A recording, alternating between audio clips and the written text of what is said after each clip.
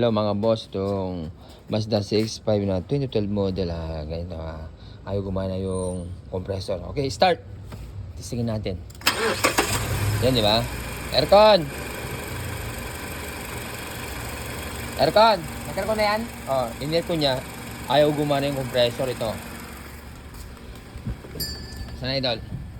Oh, yan, naka-easy na, di ba? Yan, naka-una yung easy. Tapos, naka-number 2 siya na, di ba? Ayaw gumana ang compressor. Saan ang sira? O pag ganito mangyari sa inyo, yan, subukan natin ng itong pressure switch. Okay? So, pagkipatay mo na, idol. So, meron kami pantising na pressure switch. So, yan. So, hindi na kailangan tanggalin mo muna yung sakit lang tatanggalin natin. So, idol, patay mo muna. Ito, ilagay mo to.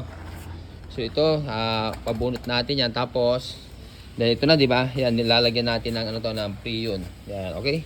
Salpak mo dun, idol, para may idea yung mga kababayan natin. O, sige.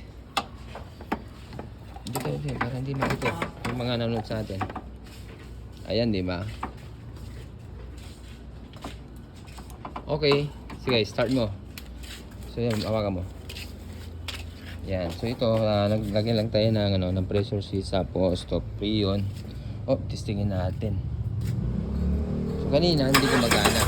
Okay, aircon! Ayun, gumana siya. Pumalo na siya. Pumalo na. Ayun lang. Yung mga mag-DIY. Kaya ito lang ito. Ito ang problema. Yung pressure switch. So, hindi na tayo nagpasingaw ng preyon dahil may pantising kami na yan. Nilagyan na natin ng preyon. Okay? Ayun lang mga boss. Ayos.